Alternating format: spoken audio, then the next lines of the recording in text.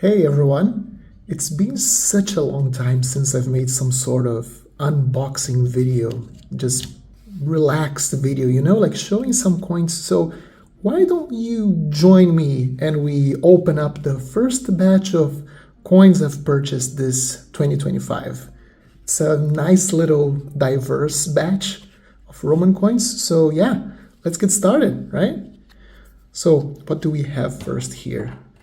Let's get our trusty scissors and open this up. This is a lovely Roman denarius of Emperor Hadrian. This is probably one from the middle of his reign. This seems like one of these intermediate portraits. It still has like these long legends where he mentions all of Trajan's titles before him, sort of like in a way of giving him legitimacy. And on the reverse, we have Dea Roma. We have the incarnation of Rome itself sitting on her throne with her shield and her scepter by her side and a little victory on her hand. Lovely little design. We then do like this massive jump straight to the late Roman Empire with this. This is a majorina. This is a big for the standard of the time.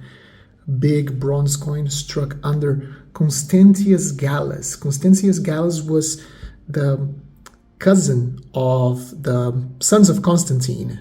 Constantius II, Constans, and when Constantius II was running dangerously low on colleagues to reign the empire, he had to trust Constantius Gallus to rule part of the empire while he was dealing with usurpers.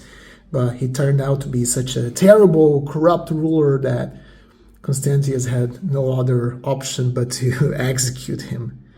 This is one of these typical fallen horseman types, very common ones, where you can see like the Roman emperor to the right just jumping on top of a poor barbarian fallen on the ground, and he's just mercilessly spearing him to death. It's funny how like he's asking for mercy, and you can see like the little horse with his head there just like asking for mercy. Lovely little coin. This one comes from the Alexandria Mint, so it's technically an Egyptian coin. Egypt had a separate monetary standard for such a long time in Roman imperial history, but in the late empire it was finally added to the overall Roman economy.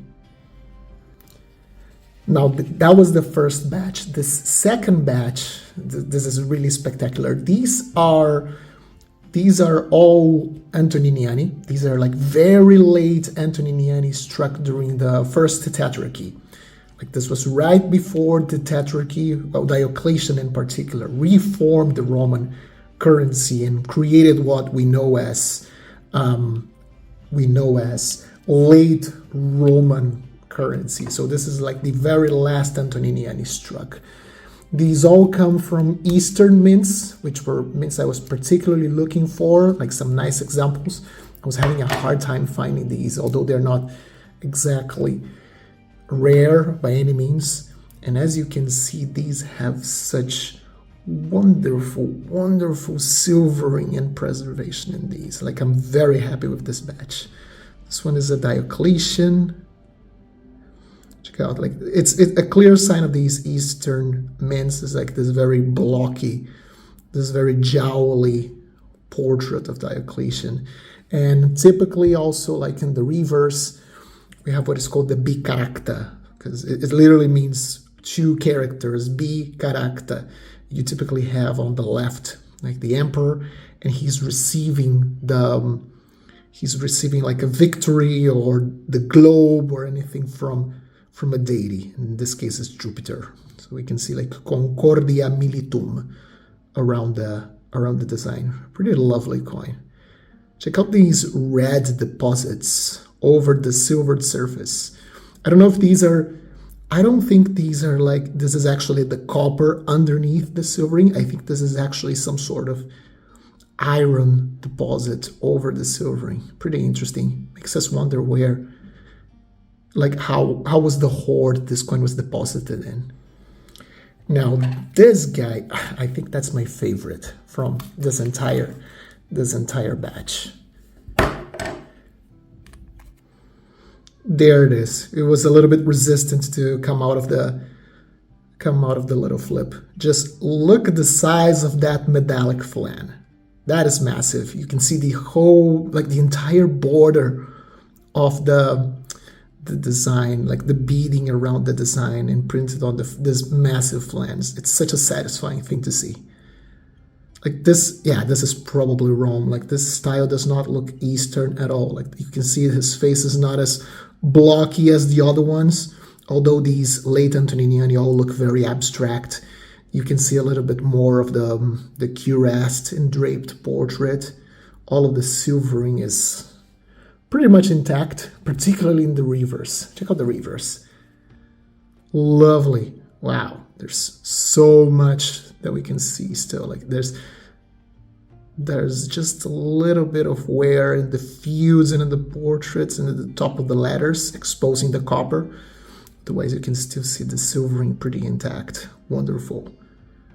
Iovi conservatori Augustoris. Jupiter, the protector, the preserver of the emperors. So by this time this was a coin struck under Maximianus and Diocletian. Actually, is this Diocletian or Maximianus? Oh, that's Maximianus. Okay. Lovely. Wow. This is probably my favorite. This is probably my favorite Antoninianus of Maximianus up to now. Awesome. All right, let's keep going. These two coins are stuck together, but wow, this is very curious. Look at the patina this coin has. Give me a moment. I'm gonna pry these ones open. All right, the first one is out. Look at that color. What's going on here? Like, I generally connect this kind of color with danger because that's the color of bronze disease. But this is not bronze disease. I've just poked this with like a little toothpick and it's not flaky. This is actual patina over this coin. As you can see, different to the others, it has lost all of its silvering. You can see on the reverse as well, like this coin has had considerably more wear and it's been in some more like destructive, I don't know, soil because it has some wear, it has some deposits. Like I might actually keep an eye on these deposits because I don't want it to actually develop bronze disease. But check out this Maximianus. That's such a crazy contrast. Pretty unique. It's another very common type. It's also from an Eastern mint. Are these like Kisikus? I need to confirm. I think these are Kisikus. Lovely. Like see what kinds of crazy colors copper can acquire as they stay in these vaults for millennia. All right, another one. This is also from an Eastern mint, a slightly smaller bust in relation to the other ones. Like the proportions of the bust, it looks smaller in the flan. Check this out. Let me get the focus. Let me get this focus a little bit better. Another Maximianus. Is this from Antioch or some of these other Eastern busts? Yeah, see, this is like clearly the work from a different engraver. It doesn't have a cuirass bust. This one is a draped bust, so you can see the draperies. Yeah, another Maximianus Augustus. Lovely little thing as well, right? The fields have like perfect silvering in them. Sadly, like in the high parts of the bust, it's always where the silvering starts wearing out, but still lovely, lovely coin. Let's get to the other side.